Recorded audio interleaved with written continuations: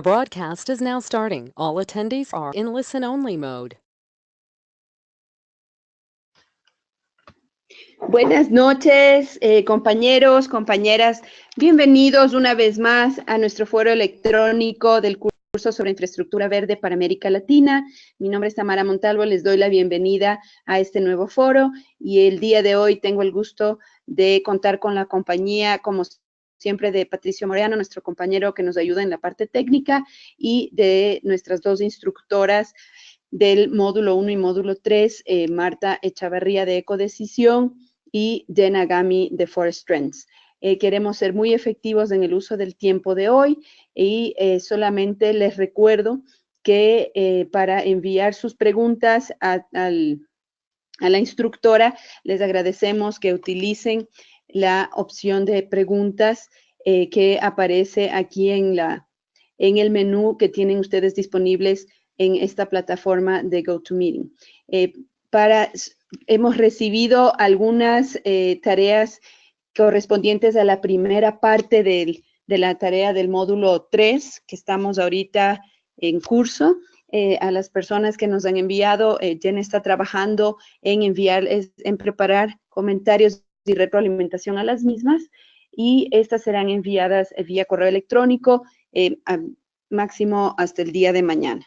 Al resto, les agradecemos que recuerden y tomen en cuenta que la tarea de este módulo 3 tiene dos partes y que necesitamos que la envíen hasta este sábado 23 de diciembre para después gozar de unas merecidas vacaciones de Navidad. Sin más, Jenna, te doy la bienvenida. Gracias por acompañarnos esta noche y adelante, por favor. Muchas gracias, Tamara. Y sí, como dijiste, vamos a intentar de estar bastante eficiente esta noche. Entiendo que los videos que grabamos para la segunda parte de este módulo se subieron hoy, entonces para los que no han tenido la oportunidad de ver los videos, ahora están. Pero voy a hacer un corte resumen del contenido de esos videos que tocan más desde la aplicación o en general desde las opciones metodológicas para ir más allá una vez que uno ha establecido el diseño de su análisis económico.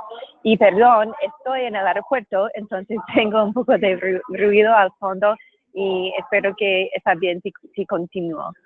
Ahora, voy a enfocar ahora mi intervención en un listado, un poco una explicación de los métodos disponibles para la valorización, monetización de beneficios cuando estamos aplicando las evaluaciones de costo-beneficio, ¿no? En los videos que subimos hoy, también cubrimos algunos de los temas importantes al respecto de la evaluación de costos, y esto es algo que es consistente entre las dos metodologías, costo-efectividad y costo-beneficio, que hemos considerado. Pero si nos acordamos de la semana anterior, cuando trabajamos en costo-efectividad, los beneficios son mantenidos como el indicador de beneficio, y en este curso hemos estado hablando principalmente de indicadores de beneficios hidrológicos. Entonces, en costo-efectividad sería como el ejemplo de Lima que presentamos, dólar o sol o una cantidad en moneda por indicador de beneficio hidrológico como metro cúbico, como tonelada de sedimento reducido, por ejemplo. Ahora, cuando vamos a costo-beneficio, tenemos que valorizar y monetizar los beneficios. Y en las charlas que tuvimos hoy, explicamos básicamente los tres tipos de metodologías que hayan para esta valorización. Básicamente, para empezar, hay una serie de metodologías que utilizan precios del mercado. Y en ese sentido, podríamos monetizar un beneficio en función de cuánto costaría para reemplazar ese servicio, si fue el caso de que actualmente la naturaleza está brindando un servicio y en el escenario sin el proyecto este servicio sería degradado o perdida y tendría que ser reemplazado. Entonces, una valorización podría ser cuánto costaría para construir o restaurar el ecosistema para recuperar ese servicio importante. Igual podríamos considerar cuántos costos cuántos son los costos que son incurridos por la degradación o pérdida de tal servicio ecosistémico. Entonces, si estamos considerando, por ejemplo, el impacto de la erosión en el costo de tratamiento en una planta, eso es una de las fuentes que podríamos utilizar para convertir un beneficio en indicador de toneladas de alimentos, por ejemplo, hacia un valor monetizado, por decir, en un año, cuántas toneladas de alimentos vamos a evitar por no tener la erosión, porque estamos poniendo la cobertura vegetal, pero podríamos decir muy bien, si estimamos que vamos a tener una reducción de 5 toneladas de sedimentos, ¿cuánto significaría en términos de reducción de tratamiento, de costos de tratamiento en la planta, o reducción de cosas de limpiar el reservorio, por ejemplo, ¿no? Entonces, esto es bastante, me gusta esta serie de tipo de metodología para valorizar los beneficios en las evaluaciones de costo-beneficio, porque me parece que son muy reales, ¿no? Entonces, si eres el tomador de decisión, vas a poder entender si es una decisión A o B y voy a tener que pagar en cualquier de los escenarios. Entonces, a mí me parece muy práctico.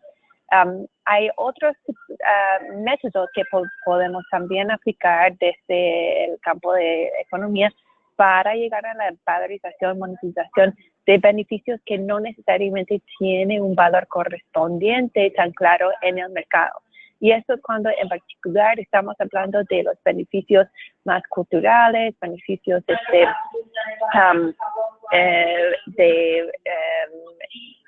belleza escénica, por ejemplo, donde sí la gente quieren asegurar que un ecosistema sigue y tienen un valor importante que debería convertirse en la conservación de tal lugar, pero no necesariamente es solamente por cuánto costaría para reemplazar el servicio o un servicio específico que brinda ese ecosistema. Y recomiendo mucho el estudio de la Laguna Piura que hizo SUNAS en Perú, que da un buen ejemplo de aplicación de una metodología de preferencias declaradas, donde han podido identificar no solo cuánto vale la gente el servicio brindado por la Laguna Piura como fuente de agua sostenible para la ciudad de Cusco, pero también el valor un poco más de eso, cultural y de la significancia de este lugar más allá.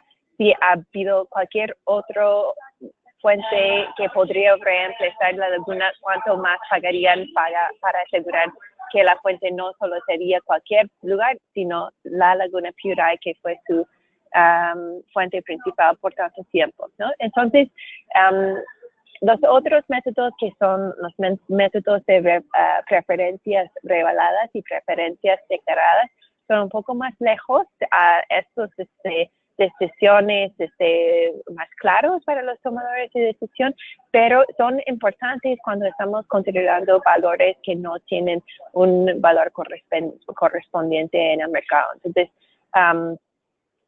Entonces, allí estamos entendiendo un poco ese rango de opciones metodológicas que tenemos para valorizar. En la mayoría de los casos recomiendo, en particular para los casos que estamos considerando en este curso, que enfocamos primero en los costos que podríamos llegar utilizando costos evitados, costos de reemplazamiento o producción, o función de producción, que también discutimos en los videos.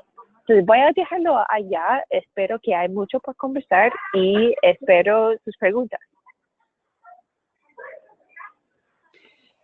Listo, Jenna, muchas gracias. Queremos entonces invitarles a todos a que nos envíen sus dudas, sus consultas. Te empiezo a leer algunas de las que nos han llegado. Permítanme un momentito abrir un poquito ¿cómo se llama? Ventana. Bueno, Alfredo Salinas nos comenta y nos dice, la metodología de costo-beneficio se puede aplicar cuando tenemos algunos valores definidos, ahorro en tiempo, ahorro en acarreo de agua, valor neto de la producción. En el sistema Invierte P se han definido algunos de estos valores, pero no existen valores monetarios para otro tipo de beneficios. Por ello, dice que entonces el MINAM y SEDAPAL, que son las instituciones ambientales y de agua de Perú, para los compañeros de otros países, han acordado que los proyectos de inversión verdes que se presenten realizarán una evaluación social de costo y efectividad. Entonces, esto es porque es una evaluación que es más práctica, menos subjetiva y posible, ¿no? Entonces, ¿tú quieres comentar un poco, reaccionar a este caso que nos comenta nuestro compañero de Perú para después pasar a un comentario desde Chile? Muchas gracias a Alfredo Salinas por ese aporte y me parece muy interesante. Y en realidad yo estoy de acuerdo con esa decisión y es bueno para los compañeros de Perú saber. Pero solo para comentar, no necesariamente significa que no aplicaría otras metodologías de costo-beneficio en este sector, ¿no? Porque, por ejemplo, quizás no necesariamente se utilizaría para justificar la aprobación de un proyecto específico, pero podría ser utilizado, por ejemplo, para sustentar o justificar el tamaño del portafolio, todo el presupuesto que haya para la infraestructura verde en general, como fue el caso, por ejemplo, en el estudio que hicieron en Cusco. No estoy segura sobre eso y claro que SUNAT está procediendo a definir las tarifas en todas las ciudades sin hacer esos estudios de costo-beneficio y con encuestas y todo esto en todos los lugares, pero podría ser utilizado si fuera el caso o quizás si ha habido la oportunidad de convertir costos RAS en distintos sectores. Pero es muy interesante el dato y bueno saber para los colegas de Perú, quizás en las tareas, si están trabajando en el sector de agua y saneamiento, podría ser mejor ya enfocarse en costo de efectividad, ya que eso es la herramienta preferida del sistema de inversión. Sí, Jenna, y precisamente Alfredo comenta y dice que no cree que se pueda calcular el beneficio social referido a minimizar el tratamiento de aguas, por ejemplo. Entonces, bueno, gracias, Alfredo, por ese comentario. Y ahora quiero dar lectura a otra pregunta que nos lleva desde Chile con Elba Vargas. Gracias, Elba, por participar.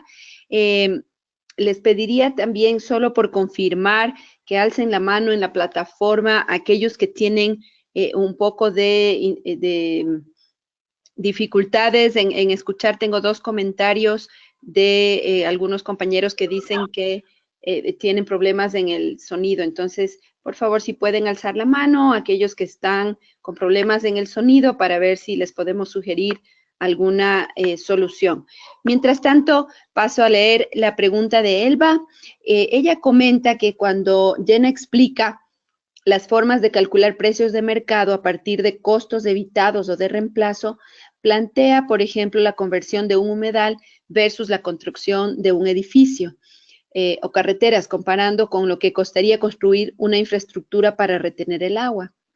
Y en este caso no se considera la fauna, que se desplazaría del lugar, entonces ya no tendría su hábitat. Jenna, la pregunta es, ¿cómo se puede abordar esta situación de afectación en la fauna? Adelante, por favor.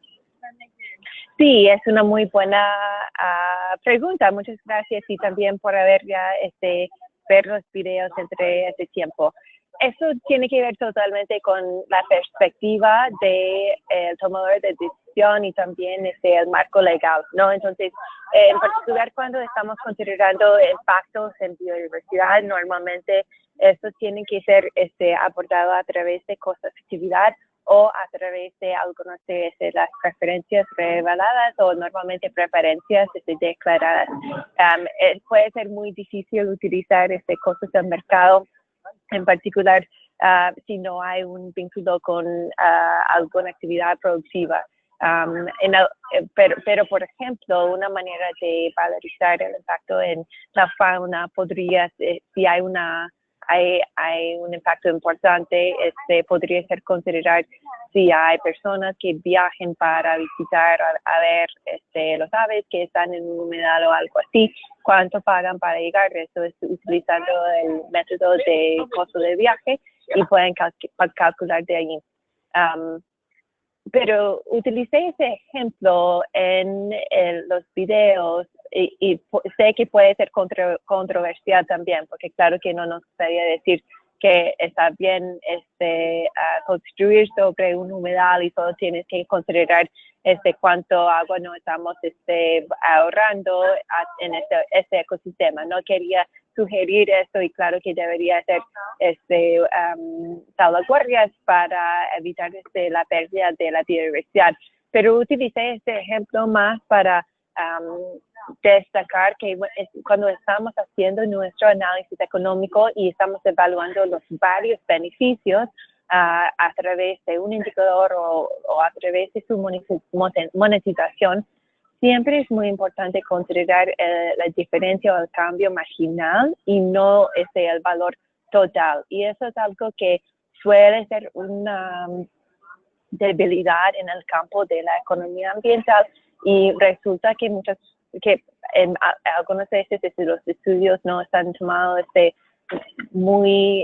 una manera muy seria por los tomadores de decisión, porque en vez de decir, a través de la construcción de esta carretera, digamos que la carretera está ya aprobada y tenemos que valorizar su impacto para el sector de agua específicamente, no vamos a valorizar todo el humedal, solo la función del humedal que es impactado por la construcción de la carretera, y eso debería ser la valorización importante para informar sobre esta actividad o decisión, como el caso podría ser.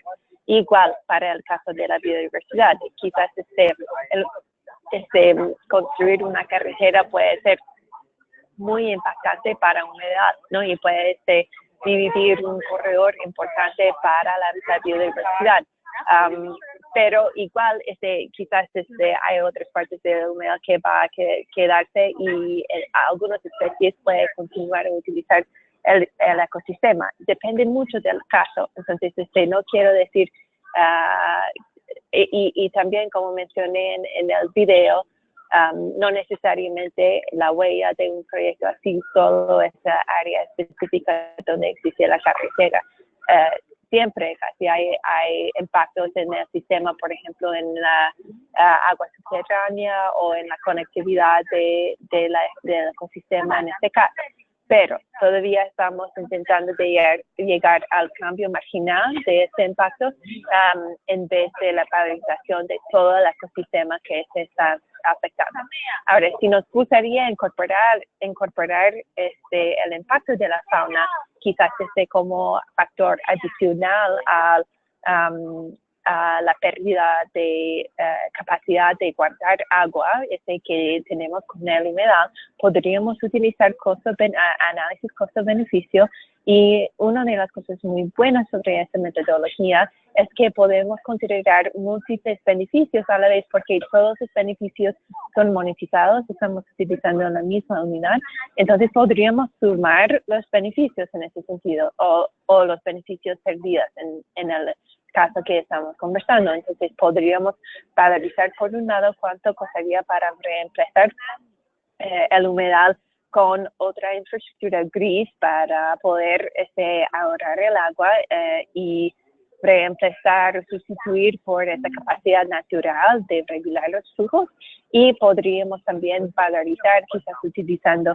método de costo de viaje o hacer una encuesta para llegar a una monetización de preferencias declaradas. Podríamos llegar a una valorización sobre el impacto en la universidad, la biodiversidad de construir esta carretera, y de ahí podríamos sumar estos dos valores en el mismo análisis.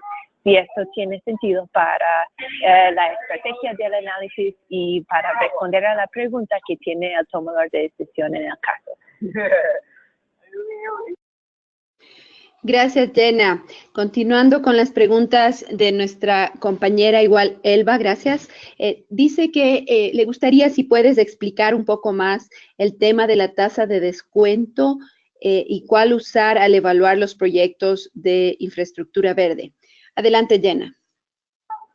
Ok, muchas gracias. Entonces, básicamente la idea para la tasa de descuento es como en cualquier proyecto que tienes para la evaluación de inversión pública o inversión privada, es necesario construir una tabla mostrando los costos y los beneficios en el tiempo. Entonces tenemos año 0 cuando tenemos arranque y diseño del proyecto, tenemos año 1 cuando empezamos a implementar, quizás sí estamos haciendo un montón de reforestación, hay costos de mano de obra, semilla, plántulas, etcétera, en este primer año, y tenemos esos costos en años 2, 3, 4, hasta cuando terminamos el proyecto para mantener, operar, monitorear las actividades, ¿no? Entonces tenemos todos esos costos. Igual, y van a ser distintos en cada uno de los años.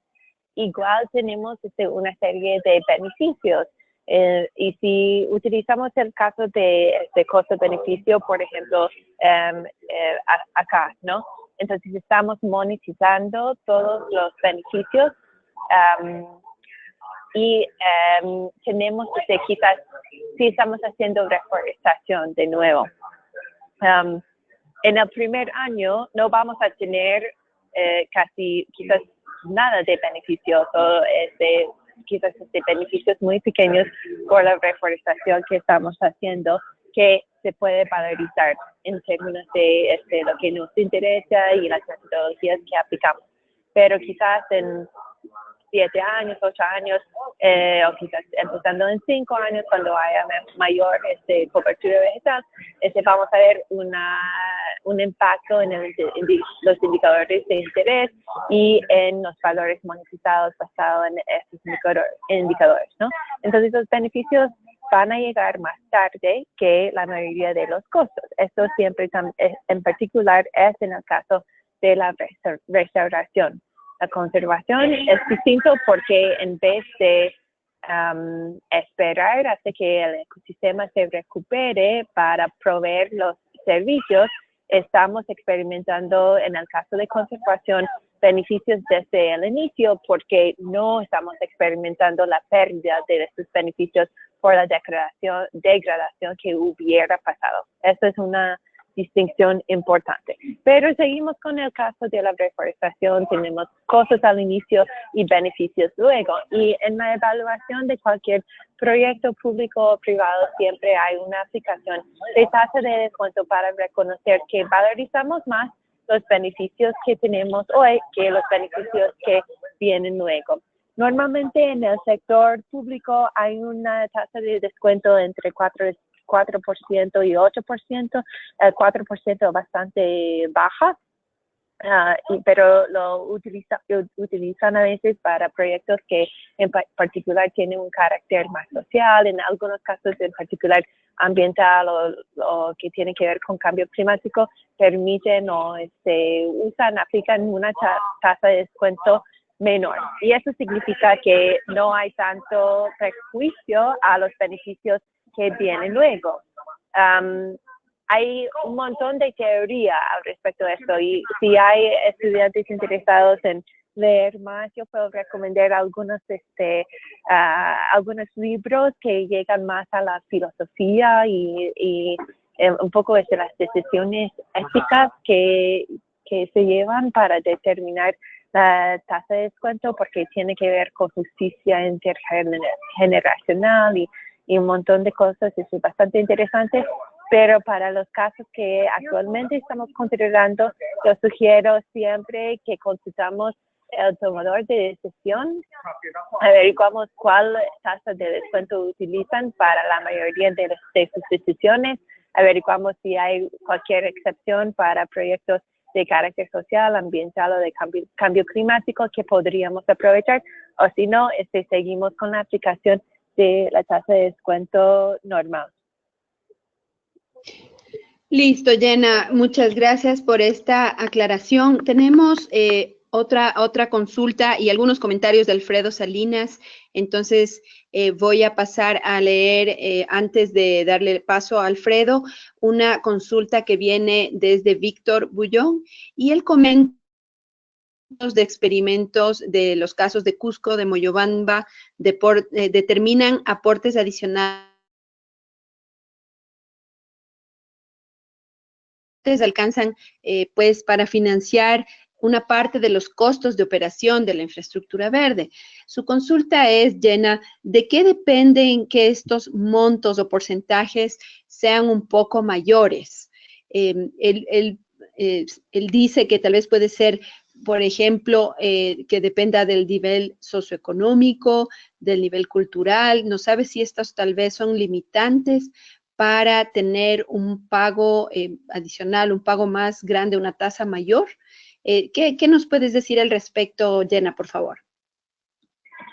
Sí, es una muy buena pregunta y me alegra saber que Alfredo sigue respondiendo y quizás sí habrá la oportunidad de invitarle a comentar luego de mis respuestas para un poco informar más sobre la realidad en Perú para estas consideraciones en los análisis económicos. Sería excelente tener este aporte desde él. Pero para responder a la pregunta de Víctor, muy interesante, hay algunas distintas respuestas que uno podría dar. Por un lado, estas decisiones han sido más decisiones políticas que necesariamente algo muy técnica, ¿no? Entonces, por ejemplo, en Moyobamba empezaron con una encuesta y de ahí un voto por el público de Moyobamba si estuvieron de acuerdo con un sol al mes, creo que fue por familia para aportar. Y fue un número bastante fácil de entender y reflejó el compromiso cultural de la gente de la ciudad a conservar la cuenca. Pero no necesariamente en esa época no fue basado en una valorización de cuánto la empresa de agua iba a ganar por inversiones en la conservación de su cuenca de aporte. Eso fue un poco en la época antes de que todos los diagnósticos hidrológicos rápidos y toda la incidencia técnica de SUNAS en este campo llegó a ser un poco tan maduro para ofrecer esa manera de pensar. Entonces, pero igual es válido, ¿no? Tener una decisión política que refleje el compromiso de la gente hacia la conservación. Y en algunos casos esto va a ser el caso. Ya sabemos que aún sí creo que 8% en Moyobamba que están aportando, que en realidad la conservación necesita mucho más en muchos de esos lugares, en particular donde hay tasas de deforestación bastante altas y la necesidad de involucrar bien las personas que viven arriba. Igual como comenté en uno de los videos esta semana en la parte de costos, podría ser que una comunidad tiene el compromiso no solo de cubrir los costos de oportunidad de las personas que viven cuenca arriba, sino de compartir beneficios que brinda la naturaleza con ellos. Entonces eso significa otro valor y otro proceso de decisión para llegar a esa decisión política. Entonces, es decir, al fin que el análisis hidroeconómico que estamos viendo bien en este módulo nos pueden decir cuánto me valen las inversiones en la infraestructura verde en términos de optimizar mis costos o en términos si intento de captar y monetizar algunos de esos sentimientos públicos. Entonces, hubiera sido posible, por ejemplo, hacer una encuesta en Moyobamba como hicieron en Cusco con valoración contingente, bastante en encuestas, con múltiples opciones, y hubiera sido mucho más costoso que llegar a su decisión final de preguntar a la gente si estuvieron dispuestos a pagar tanto y tenerlo aprobado, ¿no? Pero no necesariamente basado en una evaluación de elección,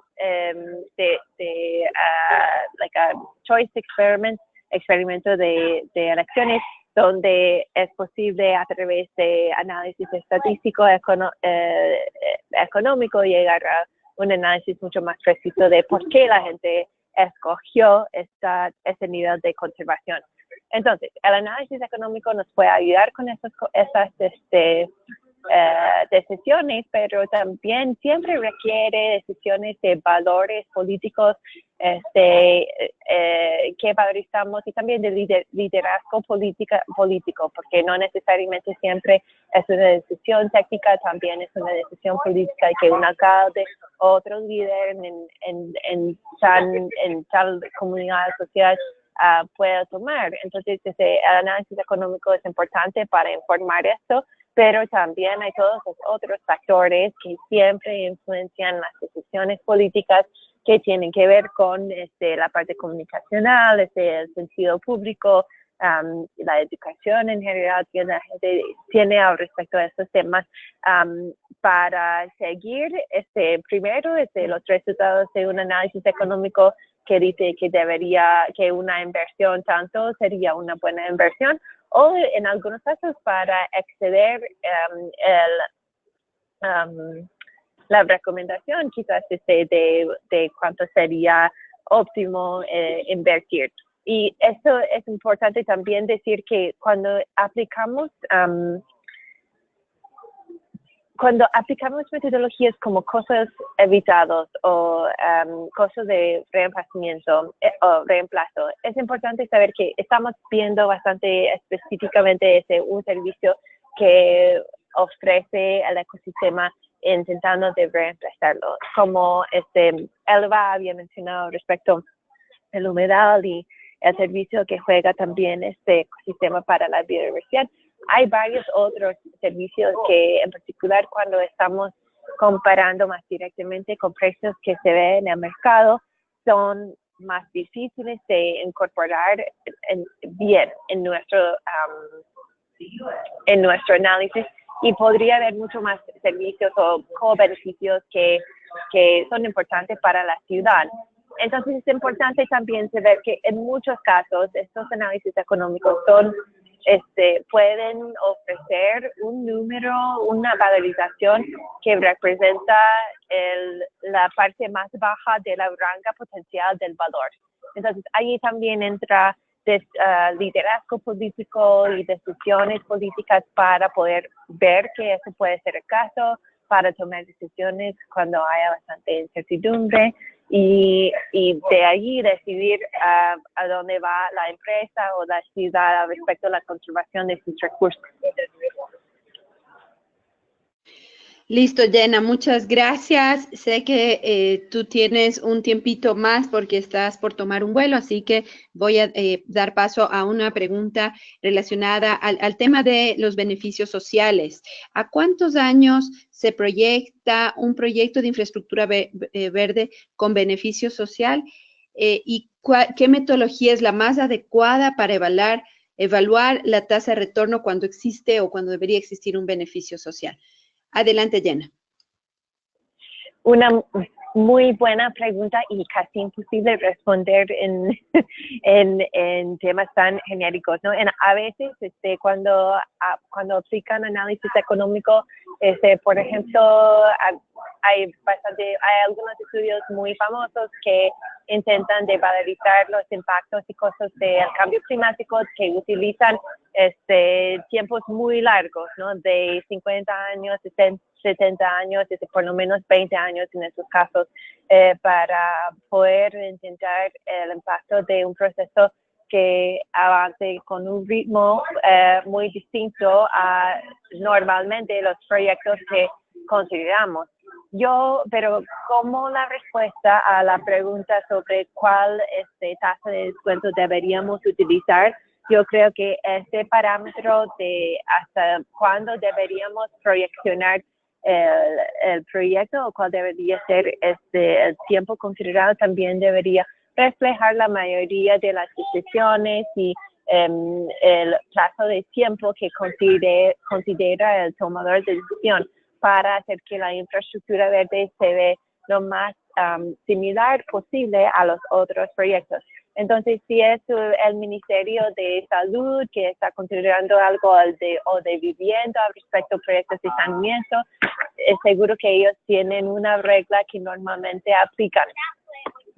Retornando a la pregunta anterior, un tema estratégico que a veces es muy importante considerar es que si elegimos un proyecto o un plazo de tiempo bastante largo porque pensamos que eso es más adecuado para cuando vamos a experimentar los beneficios del proyecto, podría hacer más difícil contar con el apoyo político porque los tomadores de decisión políticos, sí, por ejemplo, nuestro público principal es un alcalde o un consejo de una ciudad, sabemos que sus términos son mucho más cortos y quieren poder ver beneficios en el corto plazo. Y podría ser que sencillamente no es posible con los proyectos que estamos considerando mostrar beneficios en este plazo, pero si habría la posibilidad de formular el análisis económico para responder más directamente al plazo de tiempo de interés al tomador de decisión, sería seguramente recomendable. Otro tema o factor para considerar en este tema del plazo de tiempo podría ser también algo un poco más práctico, y esto utilizamos, por ejemplo, en la curva de costos en Lima, es considerar si, por ejemplo, tienes que llegar a una comunidad para trabajar con ellos para reorganizar su uso de su territorio, para que dejan de utilizar un pasto para ganadería, puede recuperar este pastizal natural y en vez de eso utilizan otra parte del territorio para la ganadería, ¿no? En este caso, una manera de pensar en el plazo del proyecto podría ser, bueno, hasta cuánto tiempo va a funcionar este diseño que hacemos al inicio hasta que tenemos que rehacer el diseño totalmente, rehacer la sensibilización y educación con la comunidad. Quizás podríamos hacer talleres pequeños cada año, pero en 5 años o en 7 años en realidad tendríamos que hacerlo totalmente de nuevo, porque esto es el ritmo de revisión de planificación territorial de la comunidad, o porque pensamos que en ese momento ya vamos a tener cambios en el liderazgo de la comunidad y será importante rehacer todo el esfuerzo. Entonces, eso también puede ser una de las consideraciones prácticas para la definición de plazo de tiempo, pero en particular cuando los beneficios son de largo plazo, mejor que consideramos cuál es el plazo de tiempo que suele considerar el tomador de decisión y que reflejamos su perspectiva. Muchas gracias, Jenna. Sabemos que tienes que irte en un ratito. Te agradecemos por tu tiempo. Quisiéramos ahora abrir el micrófono para que Alfredo Salinas nos comente un poco la experiencia desde Invierte Perú, el tema de la tasa de descuento y varias de las cositas que nos ha ido conversando y escribiendo aquí en el link de las preguntas. Se queda igual con nosotros Marta Chavarría de Ecodecisión para continuar con las posibles preguntas que nos van a seguir llegando. Alfredo, bienvenido y adelante. Aló, buenas noches, ¿me escuchan bien? Un poco lejos, pero se escucha. Ya. Bueno, muchas gracias en primer lugar por abrirme el micro y poder hacer un comentario. Bueno, yo trabajo para The Nature Conservancy en Perú, TNC, y bueno, nosotros venimos haciendo varias cosas, ¿no? Por un lado, formulando, diseñando proyectos de infraestructura verde, ¿no? Para CEDAPAL, en apoyo a CEDAPAL, y también estamos implementando proyectos de infraestructura verde en el campo, ¿no? Tenemos ya varios proyectos implementados, de los cuales estamos haciendo monitoreo hidrológico ya varios años, ¿no? Entonces, tenemos la oportunidad de ver de cerca cómo todos estos temas que estamos discutiendo se desarrollan en la práctica, ¿no? Entonces, el tema de la tasa de descuento, bueno, para empezar, siempre nos reunimos con la gente del Ministerio del Ambiente y CEDAPAL y SUNAS para discutir un poco sobre las metodologías que se están usando oficialmente en el Perú, ¿no? Antes en el Sistema Nacional de Inversión Pública, la SNIP, y ahora en InvierteP, que ha sido cambiado, ¿no? Entonces, la técnica de costo-beneficio, a diferencia de la técnica del costo-efectividad, es simplemente que en el costo-beneficio se determinan beneficios sociales, ¿no? Y se trata de monetizar estos beneficios, ¿no? Entonces, cuando no se puede hacer este ejercicio de monetizar los beneficios sociales, se hace una evaluación de costo-efectividad, que es más concreto y más sencillo, y resulta ser más práctico también y más evidente, ¿no? Entonces, uno de los acuerdos que se tuvo hace ya varios meses entre las instituciones que he comentado es justamente formular proyectos y hacer la evaluación social en base al costo-efectividad, por la practicidad y porque es menos subjetivo, ¿no? Porque para hacer costo-beneficio, en realidad, claro, suena bastante bien, pero hay muchos datos que no se tienen. Por ejemplo, si quisiéramos hacer costo-beneficio, si quisiéramos primero determinar beneficios sociales respecto a un proyecto de infraestructura verde, qué valor en recarga hídrica, por ejemplo, le damos a una reforestación versus la conservación de pastizales o versus un bofedal. Entonces, ¿cuál de ellos tiene más aporte en recarga hídrica o cuál de ellos disminuye más la erosión? ¿Y cuánto significa eso en soles en términos de ahorro en tratamiento de agua? Esos datos en Perú todavía son muy discutidos, todavía no tenemos datos científicos que nos puedan ayudar a determinar esos valores. Entonces, la técnica de costo-beneficio se hace bastante compleja y complicada por ahora. Así que por eso que estamos trabajando mucho en el tema de monitoreo hidrológico, para que a partir de los datos que podamos tener, podamos usar en nuevas técnicas, ¿no? Entonces, por otro lado, el tema de la tasa de descuento, ¿no?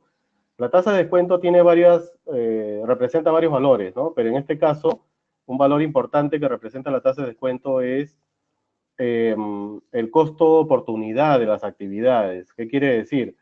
Que si yo quiero implementar una infraestructura verde, por decir, una reforestación en una zona, tengo que ver cuál es el costo-oportunidad de las actividades que se vienen haciendo desde antes, ¿no? Por ejemplo, si se está haciendo agricultura, ¿cuál es el costo-oportunidad de dejar la agricultura para hacer reforestación? Entonces, eso también es importante porque si el costo-oportunidad, que en este caso es la tasa de descuento, no representa el valor real, lo que vamos a proponer finalmente no va a ser sostenible, ¿no? Por ejemplo, si con agricultura tienen una rentabilidad del 12 o 15%, ¿no? Nosotros aplicamos un 4% a los proyectos de infraestructura verde de tasa de descuento, y lo que vamos a hacer es capturar un costo que no es real, y por lo tanto eso en el tiempo va a haber mucha presión por el uso de esa tierra, ¿no? Por un tema simplemente de costo-oportunidad. Es por eso que nuevamente preferimos usar el costo-efectividad, porque en el costo-efectividad no se usa, la tasa de descuento no es tan importante como el costo-beneficio, ¿no? Listo, Alfredo, muchas gracias por tu comentario y tu aporte para este tema. Dena todavía tiene un tiempito y quiere dar un complemento, una reacción. Adelante, por favor. Gracias, María, gracias por la intervención, Alfredo.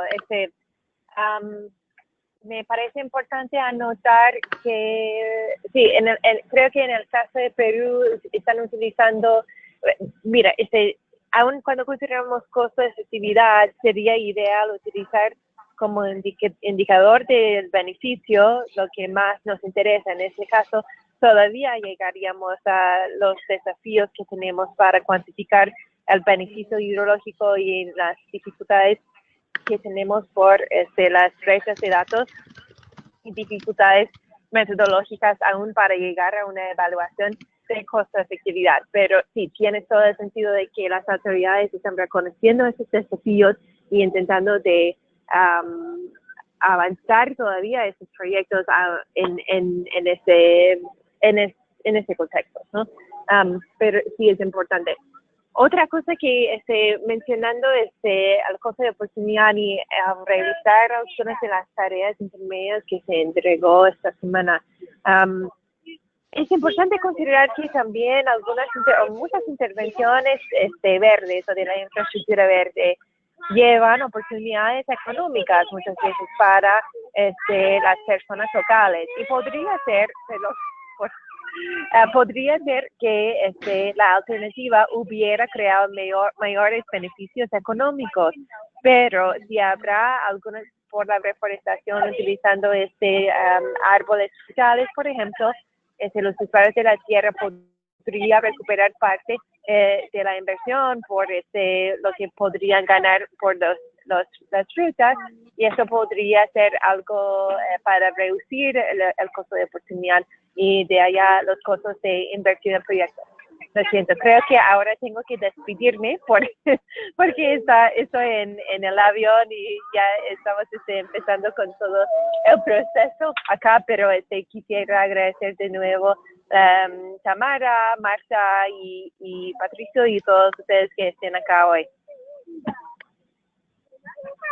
Gracias a ti, Jenna, buen viaje, y le pediría entonces a Marta que un poco complemente y reaccione sobre este tema para después pasar a otra pregunta enviada por Arturo Lázaro. Adelante, Marta. Buenas tardes con todos, a los 35 personas que están conectadas, muchas gracias por estar aquí, pues sabemos que todos ya están en la mitad de las fiestas, y a Alfredo por sus comentarios. Jenna, te deseamos muy buen viaje, y a los participantes solo quería complementar el aspecto con una anécdota.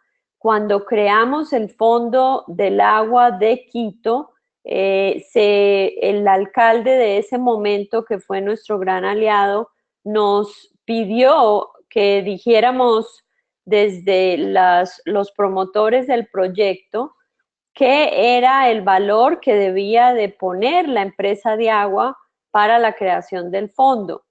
Y en ese momento solo teníamos un estudio de los costos que se requerían para proteger, para tener guardianía en todas las áreas protegidas de donde Quito estaba sacando agua para la ciudad, agua potable.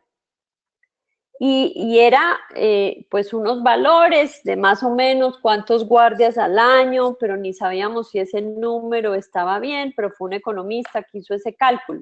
Entonces es digamos, un estudio de costos, y en ese sentido no sabíamos si nos íbamos a vender muy barato o no para el alcalde.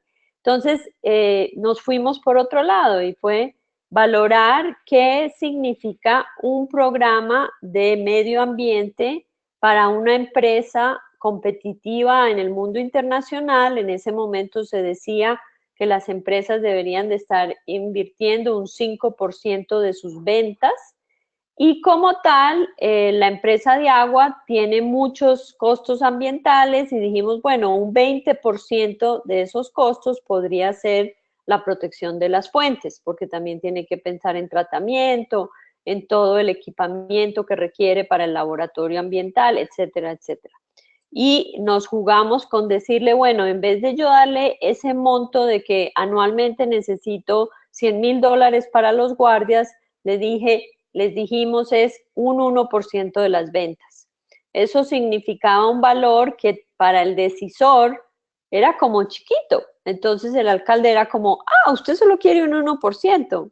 Bueno, pues resulta que ese 1% inicialmente era solo $6,000 al año, al mes, y poco a poco, en la medida que la empresa manejó el mejoramiento de sus tarifas, que es un proceso que se está dando en todas partes, entonces ya se fue subiendo hasta llegar a unos niveles casi de 51,000 al año que va al fondo. Eso es lo bueno de trabajar con porcentajes, ¿no? Pero lo cuento es porque esta anécdota resalta lo que le ha planteado Jenna en este módulo, la importancia de que ustedes analicen la valoración económica como una herramienta que no es genérica, es específica para el momento, el decisor y el contexto, y tiene que ser muy práctica.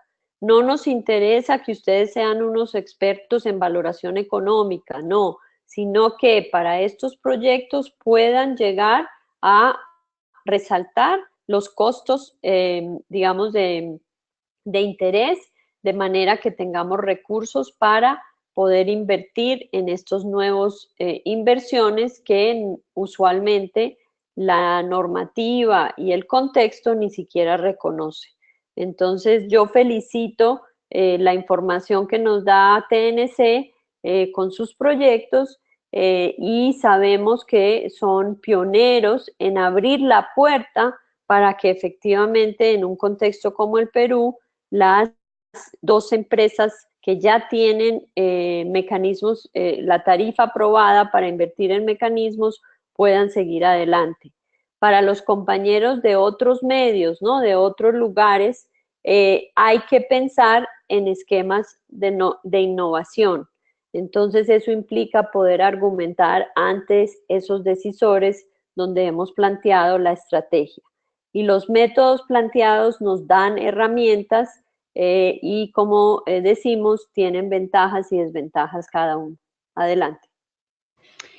Muchas gracias, Marta. Nuestra compañera Vanessa Sánchez nos pregunta, ¿cuándo estos tipos de intervenciones pueden convertirse en incentivos perversos? Adelante, por favor. A ver, necesito un poquito más de aclaración de incentivos perversos, porque no entiendo por qué en este momento de que es un poquito el concepto de que los propietarios al recibir un beneficio te amenacen de que van a deforestar si tú no les das el beneficio. Ese es el caso que hablan un poco de incentivos perversos. Francamente, la ley establece ciertos criterios en este momento de no deforestar. Hay como herramientas legales que se vuelven, como quien dice, el piso para estos mecanismos.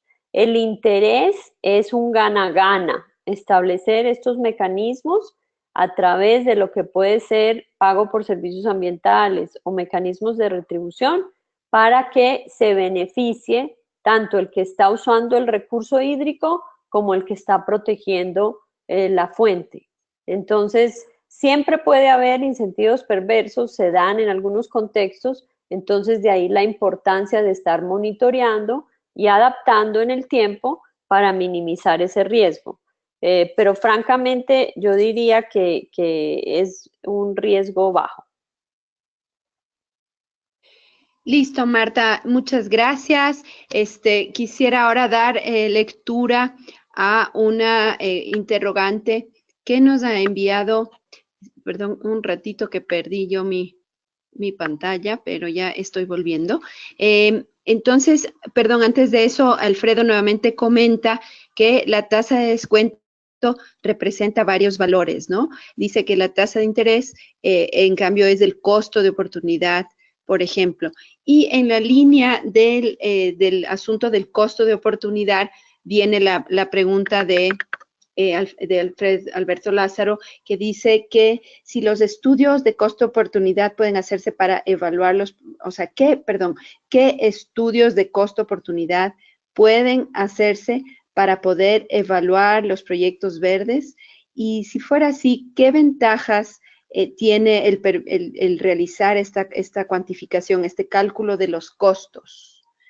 Adelante, Marta. Lo que queremos es garantizar que la gente tenga un incentivo para cambiar su comportamiento. Otra vez, volviendo al ejemplo de la deforestación. La gente tala el bosque porque o va a vender esa tierra o va a utilizar esa tierra y de esa manera va a tener un ingreso, ¿no? Podemos hablar de situaciones, digamos, extremas donde hay especulación de tierras, entonces hay otros incentivos y hay otras dinámicas diferentes. Pero usualmente, como puede ser el caso de Moyobamba, la problemática era que la gente estaba talando el bosque para sembrar café. Entonces, es importante mirar cuánto ganan con la producción de café, de manera que el incentivo que se les va a dar permita hacerlos pensar que mejor no talar el bosque y mejor tener una actividad más segura. Entonces, en ese sentido, el proyecto, por lo menos en Moyobamba en ese momento, ayudaba a la gente a tener una mejor producción de café en lo que ya tenían sembrado o diversificar otras actividades. Entonces, siempre lo que permite los costos al mirar, digamos, el costo de oportunidad, es que el incentivo o el beneficio o la retribución que se le entregue a los propietarios de tierras, a los guardianes de los ecosistemas, pues les compense y hasta les retribuya, les dé algo más para que ese comportamiento se mantenga.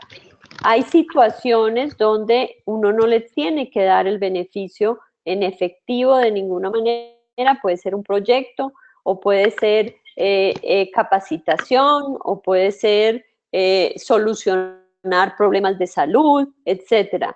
Lo que estamos buscando con los proyectos de infraestructura verde es reducir las amenazas a las cuencas. Y en ese sentido se requiere entender el por qué la gente hace las cosas. Entonces, esto es lo interesante. Desafortunadamente, no siempre se va a poder pagar el costo de oportunidad porque no hemos tenido recursos suficientes, como fue el caso de Moyobamba otra vez. El sol por litro, no, por mes que pagaba una casa en Moyobamba generaba un monto anual que era muy reducido. Pues resulta que con ese monto anual estaba apalancado con un proyecto de la cooperación alemana. Entonces se hacían muchas de las actividades financiadas desde la cooperación. A eso apuntamos, complementar las fuentes de financiamiento para poder ir cerrando esa brecha. Pero los estudios económicos nos van a dar datos, nos van a dar información de manera que nuestras soluciones o las intervenciones de infraestructura verde sean más efectivas y especialmente más efectivas que aquellas que buscan generar más impacto ambiental con las medidas de infraestructura gris. Excelente, Marta, muchas gracias. Yo creo que ha sido bastante clara y nos sirve mucho aquella anécdota que comentaste sobre el Fondo de Agua de Quito. Mil gracias por ese ejemplo. Veo que básicamente hemos respondido a todas las preguntas que nos han enviado. Hemos enviado también a través del chat algún comentario enviado por Alfredo para que ustedes pues también tengan la oportunidad de leer. Agradecemos a todos y todas por su participación esta noche. Les recordamos que la tarea para este módulo 3 debe subirse a la plataforma del curso hasta este sábado 23. Algunas personas nos han preguntado si se puede nuevamente hacer la tarea en equipos o en grupo. Preferimos que en esta tarea sí se realicen de manera independiente, de manera individual. Se pueden tal vez complementar una cosa u otra, pero es importante en este módulo que el ejercicio lo realicen de manera individual.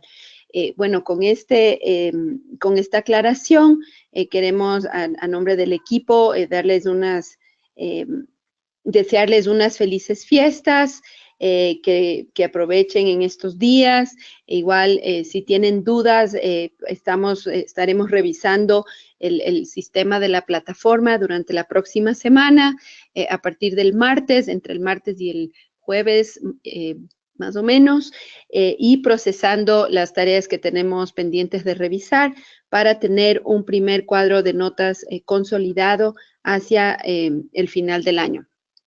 Marta, no sé si quieres también tú mandar un mensaje, por favor. No, para todos solo decirles feliz Navidad, feliz año, comentarles que el equipo de este organizador de este curso está muy emocionado, pues hemos tenido la aprobación de un proyecto que nos da la oportunidad de trabajar por los próximos años en el Perú para seguir promoviendo la infraestructura verde.